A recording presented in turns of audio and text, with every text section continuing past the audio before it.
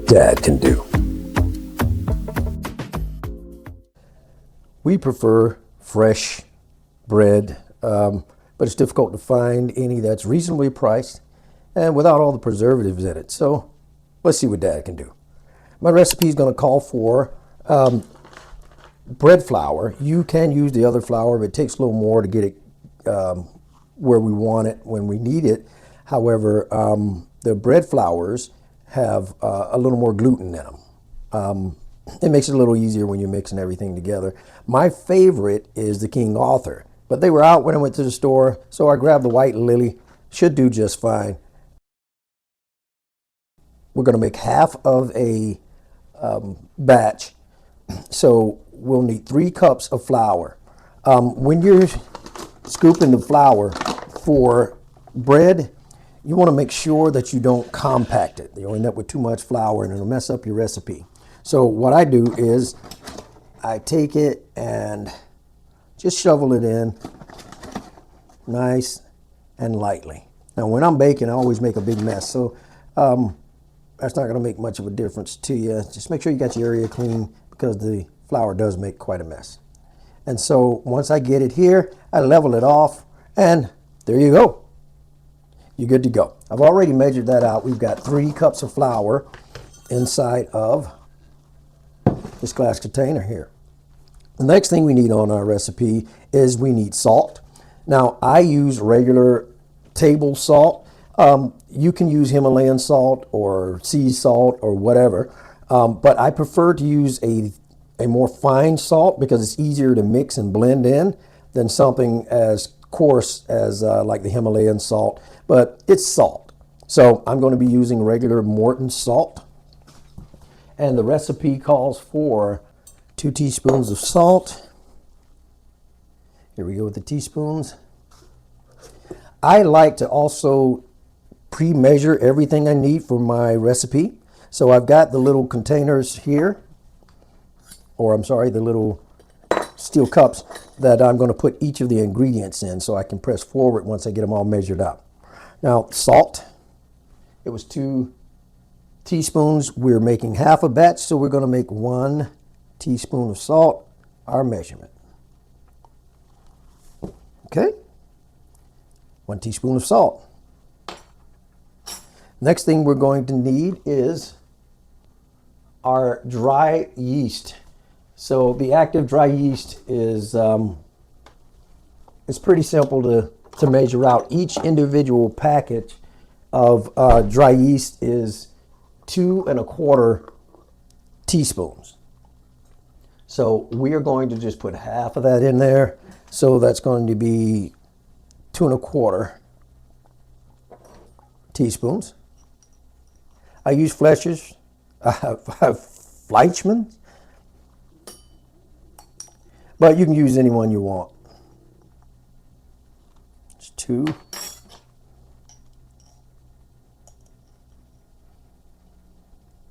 And 1/4. Again, you can use any one you want, but this is the active dry yeast that I use for my bread. I try to make us a new loaf at the beginning of the week because without all the preservatives and everything inside of it, it does not last beyond probably 6 to 7 days. It is fresh, has no preservatives, so that's what we really love about it.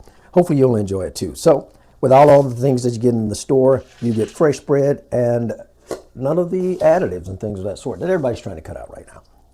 All right, so the next thing we need is butter. Okay, for our butter, our recipe, our regular recipe calls for 4 tablespoons. We're making half of that, so we'll need 2 tablespoons. Now, 2 tablespoons equals out to 1 fluid ounce. We're going to melt this butter because we're going to pour it into the mixer with the rest of the ingredients. Now, we are huge Costco fans. My wife is adamant about GMO-free items, things without additives, things of that sort. So we really, really love Costco. I've been a Costco fan since they came to town. And this is the butter I'm using today. It is salted. I don't think it's going to make much of a difference if you use salted or unsalted. And I am going to measure this out for 2 tablespoons.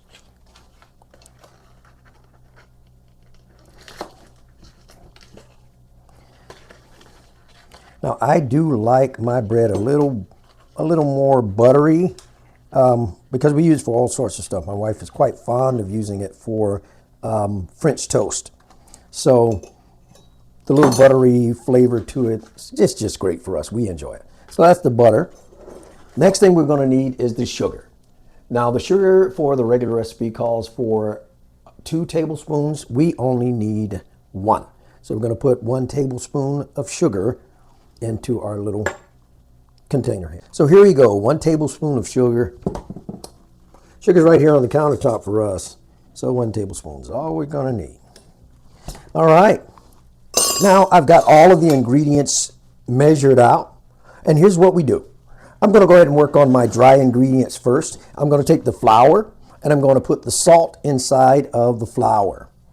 Now, I've got a little tool here that I really love to use. Usually this is used for cutting shortening and stuff like that into your bread if you're doing some sort of biscuits and things of that sort. I love this little thing because it allows me to mix everything. When I make my cornbread, I use this to mix the cornbread, the cornmeal, the flour, and the sugar all together as the dry ingredients in my cornbread. So I really like this tool. You don't need one. You can even use a whip if you want, or just a fork, or fold it over. Either way, you just want to mix it. This is my favorite. So what I do is I go ahead and blend the salt right in with the flour. So when I add my dry ingredients, everything is all ready. All right, just a little bit, and that's done. Now we're going to go to the mixer and get it all set up. Okay, we're ready for the wet version or portion of our recipe. We need 1 cup of water or milk. In this case, this morning I feel a little froggy, so we're going to go ahead with a cup of milk. Again, it's whole milk that I use. Again, Costco fans, it's organic. You guys can use whatever you want, just calls for milk. We're going to put a cup of milk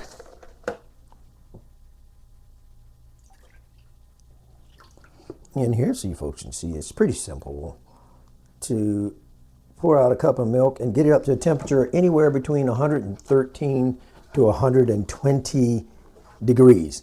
I prefer to go to the 120 simply because my bread mixer has a metal bowl, and it drops the temperature a little bit when I put that warm fluid in there. So what I do now is I'm going to just take this to the microwave, and I'm going to get it up to temperature. We'll pour it inside of our bread mixer, and we'll check the temp. Okay, about 1 minute, 10 seconds in the microwave. All right, stirred it around a little bit here. Let's check, see what the temperature is.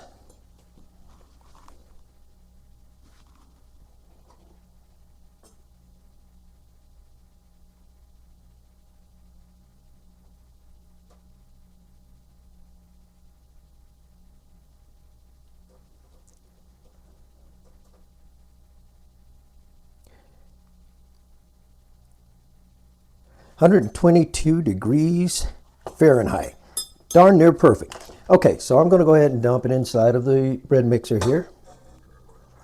Again, like I said, it's going to take a little bit of the temp out of it because it's a metal bowl. I've done this multiple times, so I noticed that it drops pretty quickly. Next thing I'm going to do is I'm going to take that sugar that we measured out and put it inside of this warm milk or water, whichever one you choose.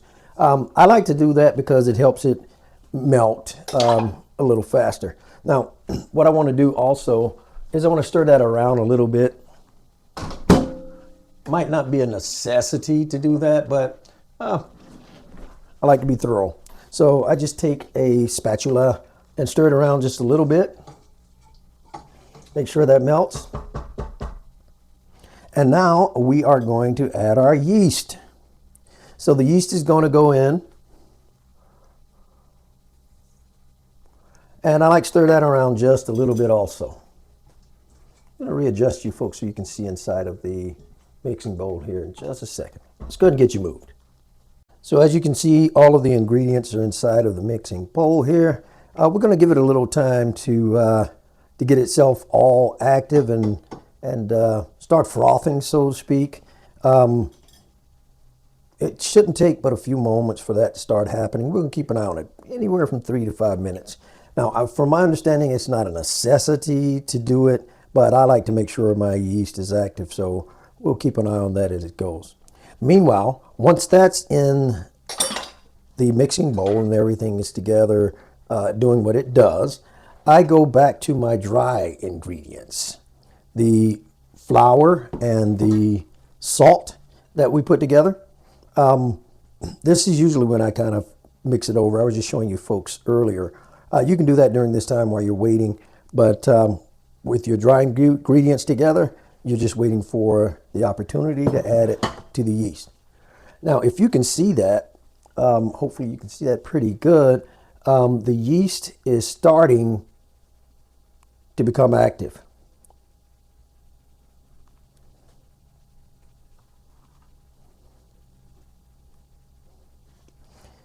In about 3 to 5 minutes, and it'll be good to go. Come back in just a second. We are back, and the yeast is doing its thing. Meanwhile, I want to melt the butter while I add the flour. So I'm going to raise my bowl. I'm going to add the flour bit by bit, and I'm going to mix it on low once I get it all in. So let's go ahead and put the flour in bit by bit. Now, some people put it in a little at a time. This KitchenAid is very powerful, so I don't really have to worry about trying to trickle it in. I go ahead and put it all in. Works out just fine. Plus, it allows me to walk away once I get everything in it and do a few other things in the kitchen. So I've got all the flour in, and I'm going to dump the butter in also. The butter's going to go right in along with the flour. It's not necessary, but I am not a fan of waste, so I always squeegee everything. Not only that, it's good for avoiding waste, but cleanup, makes cleanup great. So we're going to put this on low, and we're going to let that go anywhere from 5 to 7 minutes.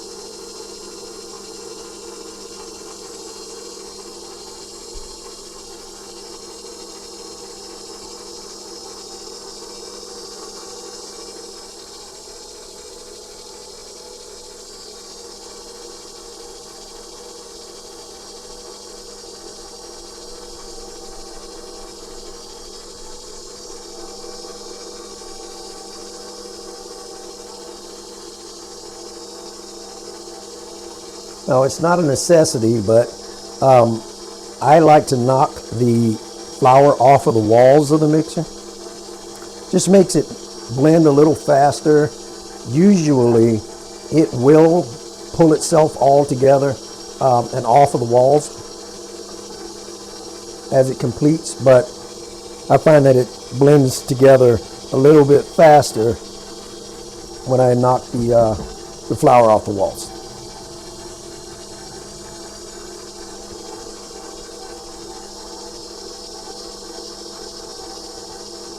You may even find an urge to add fluid, but you got to trust the process. It surely is enough. You don't want it too wet.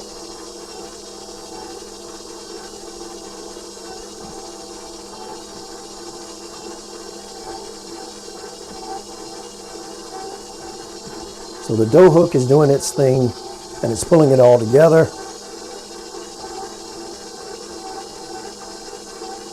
Now, while it's kneading this, the end result needs to be springy but not sticky. It'll be moist but not wet. And I'll show you the outcome here in just a moment. We've been running for about 1.5 minutes, 2 minutes.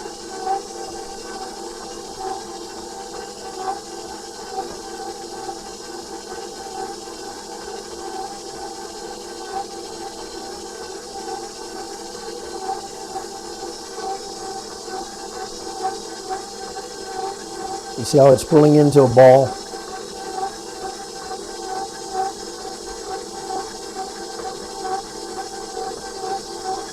And as I said a moment ago, you see it pulling itself off of the walls of the mixer.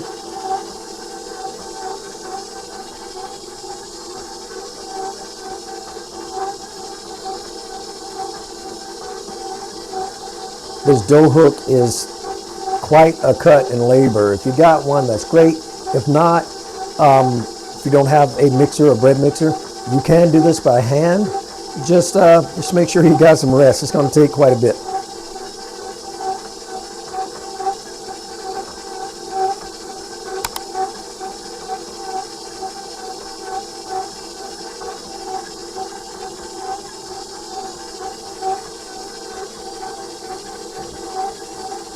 Bowl is basically clear the walls, and it's getting there. We're going to be done with this in just a moment.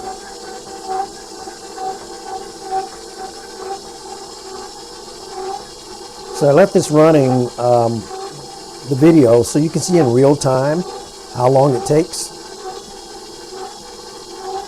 And since that's got just a few minutes, I'm going to go ahead and prep the pan. So the pan is, I chose one of the wider pans for my bread. The narrow ones are good for, I don't know, banana nut bread or something along those lines. But these larger ones, the wider pans, I believe are better for breads that you're going to use for sandwiches and things like that. Because the narrow bread, you can't fit your cold cuts on it. You will have the bread like an island in the middle of your meat or whatever your cold cuts that you have. So I use the wider one. I'm just going to oil the pan down for when we put it into the oven.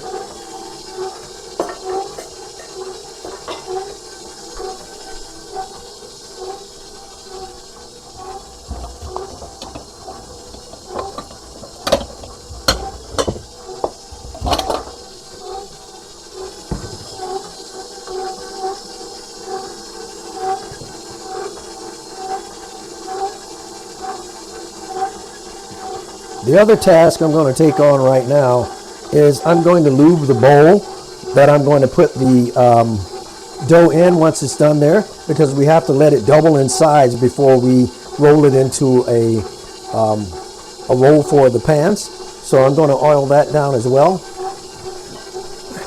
I look for any excuse to put olive oil into our diet, and this is a small amount, but olive oil is extremely healthy. It's not so strong for flavor.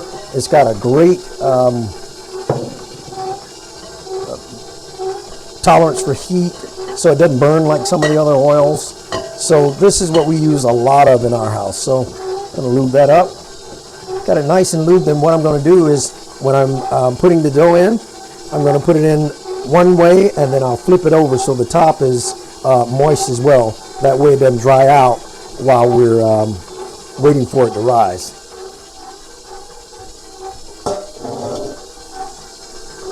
I'm going to put that to the side. Let's take a look at what's happening with the dough.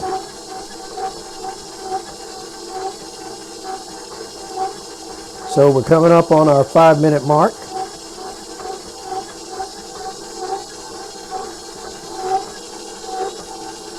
Well, let's go ahead and check it. So I'm going to shut this off, and I'm going to drop the bowl. And what we want is, you see how that's kind of pulling off of the dough hook? And as I touch it here, you see it's not sticking to my fingers. It's kind of springing back. And when I pull the dough hook out,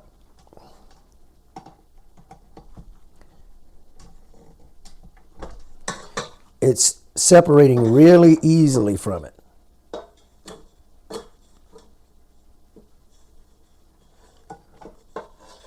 Separates very easy. Now, some people are big fans of what they call the window pane test. So what they'll do is take the dough and stretch it out very thin to see if it breaks in the center. I believe we're good enough there. Doesn't break so easily, and I don't want to over knead it. So now that we're done with the kneading process, it took about 5 minutes for half a batch. We're going to go ahead and move on to the preparation to put it in the bowl. Okay, folks, we're out of the mixer. Moved it to the side so we can have the counter space. And I'm going to knead this over just a little bit because I like it to be smooth. It's not necessary. A little bit of that flour there just to keep it from sticking to your countertop. And I mean a little bit. You don't want to add a whole lot of flour. It can impact your bread. So just enough here. I'm going to push it over just a little. Get it nice and smooth. And get it into a ball. And what I'm going to do now is I'm going to go ahead and put it into the pan, into the bowl, as I said. Drop it over the top side, roll it a tad, and I flip it over.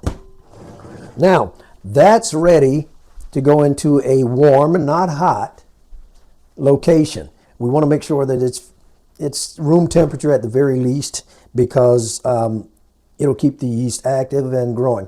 So right now, we're going to cover this with a cloth. I'm going to put it over here near the stove. It's usually a little warmer there. And we're going to allow this to rise till it's double in size. Now, it may take anywhere from 40 to 50 minutes for it to rise properly. So we'll be back. Okay, while the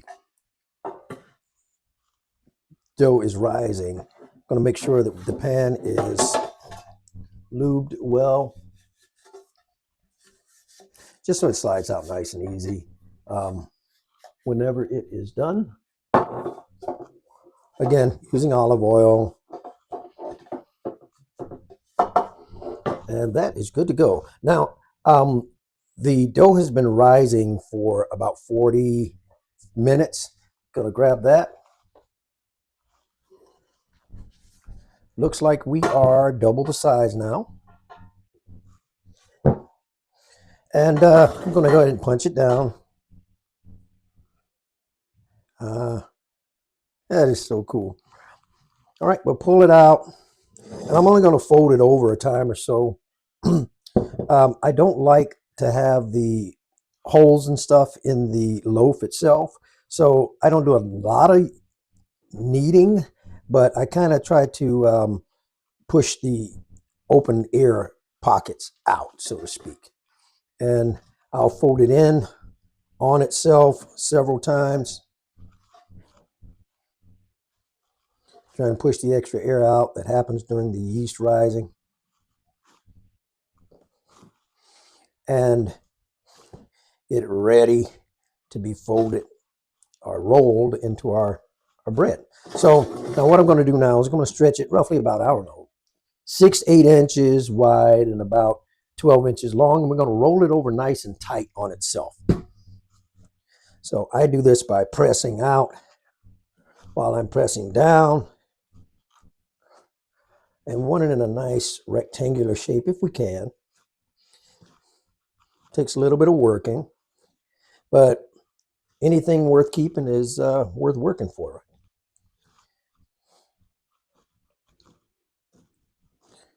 I remember as a kid asking my dad for a nickel, and he said, "You want me to give you a nickel?"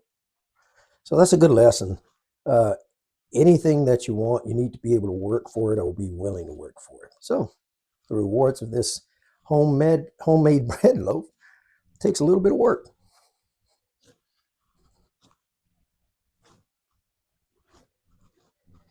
Keep pressing it out.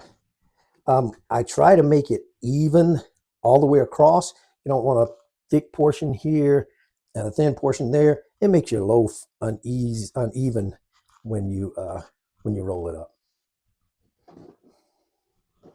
Stretching it out a bit here.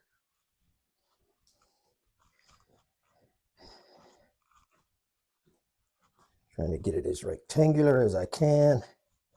I said we're about a foot now. Doesn't have to be perfect, but the smoother it is, the better your loaf looks. Looking and tasting good is two different things. So now what we're going to do is we're going to start this direction. I'm going to roll it over fairly tight all the way until we have it in a roll. I'm gonna feed it over. Again, I roll it tight. I don't like the holes that you end up with in your loaf of bread, you know, from the store or your homemade. Roll it over. Try and keep it fairly nice. Now we've got a big open space here, but it's out on the edge. So what I'm going to do is kind of pinch it together. See if that'll take care of our issue for us.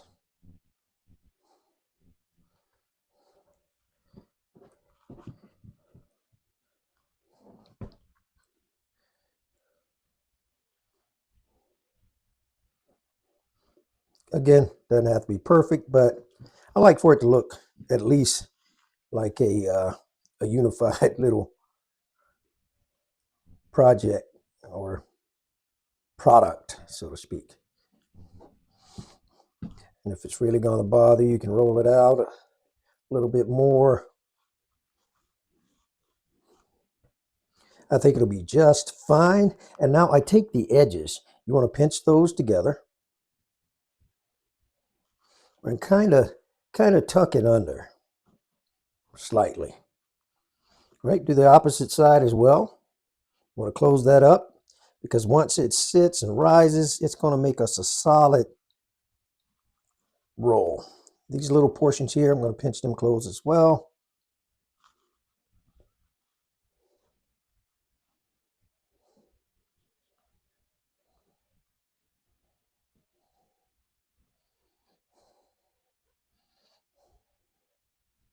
It may not matter to you at all, but presentation goes a long way whenever you're making anything, the aesthetics of it.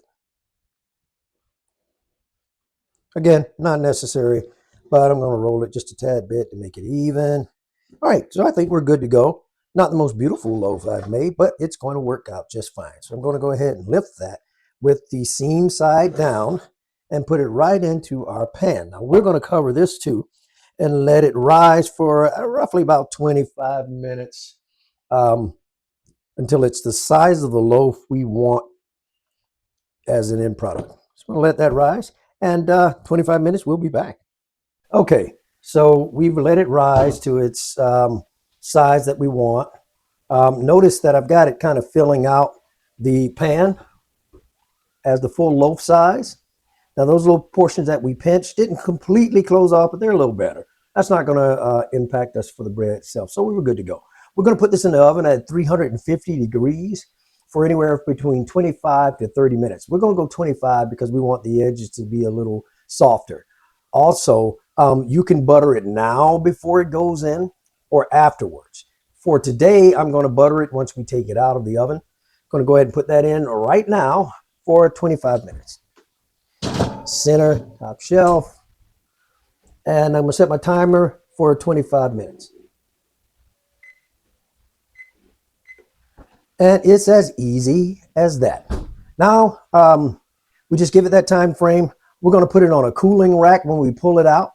And we've got some fresh bread that's good for 6 to 7 days. No preservatives, and it tastes great. We'll be back in about 20 minutes. All right, we got a minute.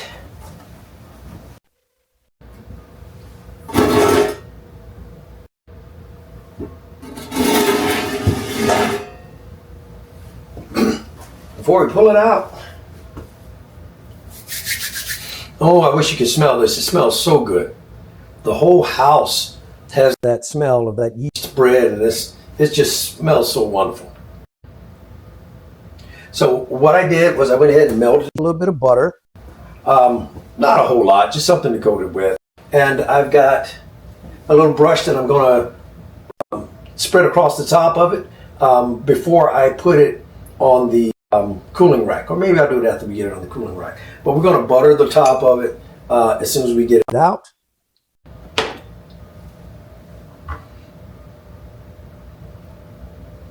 In just a couple of seconds, we'll have some fresh baked bread. Here we go. Now I baked it to the shorter time frame, like I mentioned earlier. because we didn't want the hard edges. You know, sometimes the kids really don't like that. That's why Uncrustables became so famous. But look at that. That is beautiful. The finish looks great. So I want it to stop cooking, but I want to check and make sure it's firm but not hard. You can hear that little sound there. You know it's done. So I'm going to go ahead and take it out of the pan so it won't continue to cook from the heat. And look at the bottom of that. That is beautiful. All right, I'm going to flip it on over here. And I'm going to take that butter that I mentioned a little earlier. Get this pan out of the way. I'm going to butter to the top of this. Oh, this smells so good.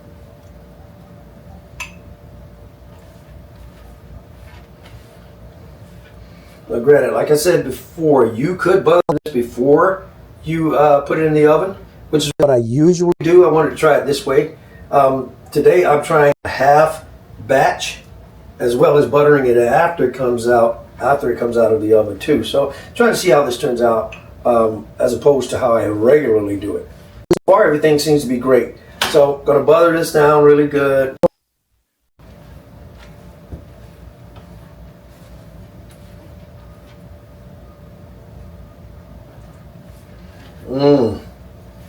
Looks good, smells good.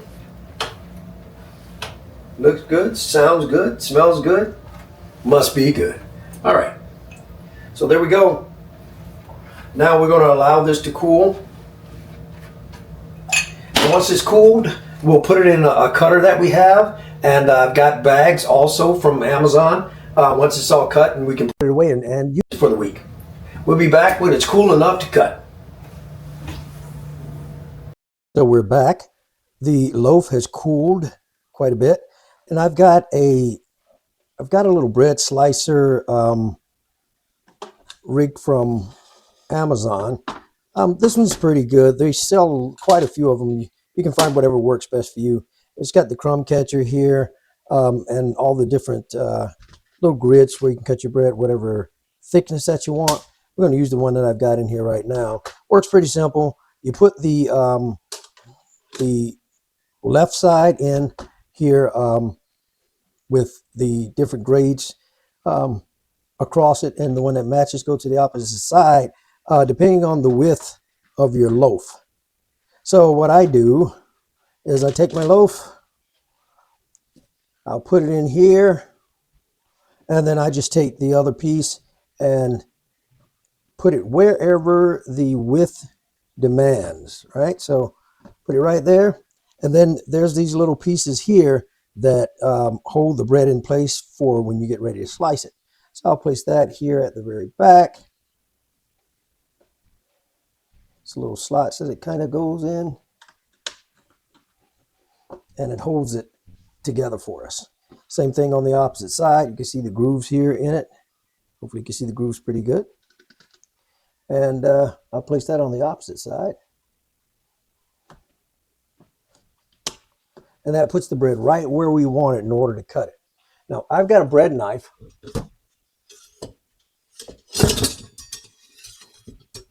A bread knife that I use, I guess a carving knife, any of the serrated type blades would probably be best. I have specifically a bread knife for cutting it. But anything that's long enough and serrated may get the job done just fine for you. So what I'm going to do is I'm going to move my cooling rack.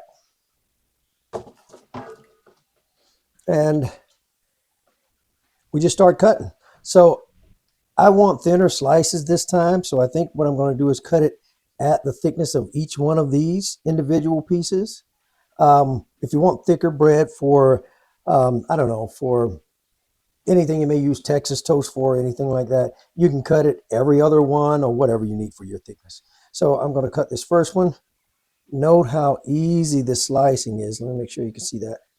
It's nice and tender, soft and fresh. And I'll just go through the whole thing here.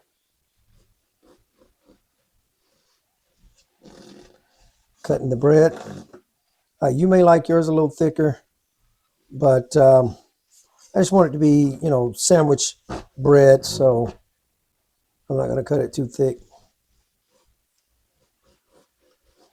And it is soft, and oh my goodness, if you could just smell the results of this bread. It's not like anything you get from the store.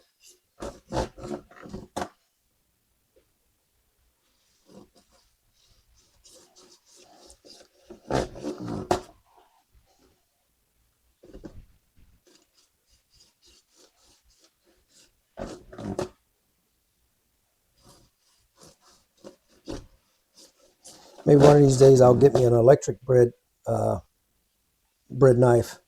See how that goes.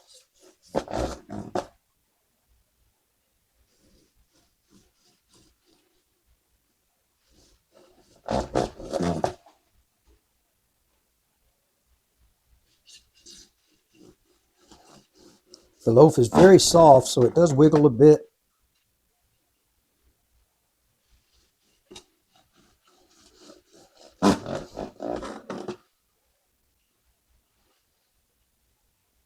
That buttery yeast bread fragrance is wonderful.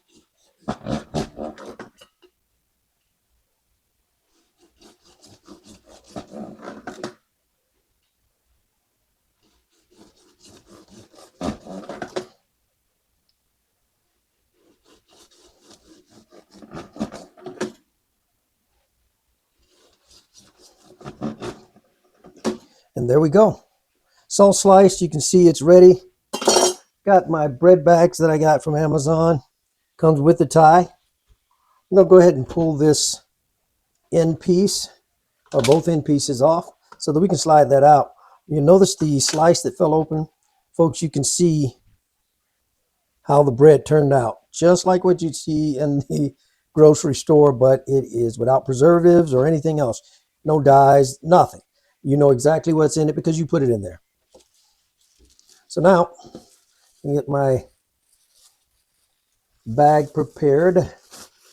I like to roll it back just a little bit so that way when I start sliding it in there, I don't have trouble reaching.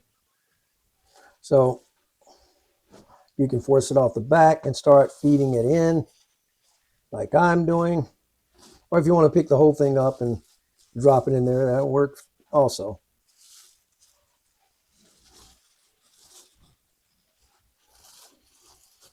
And there we go.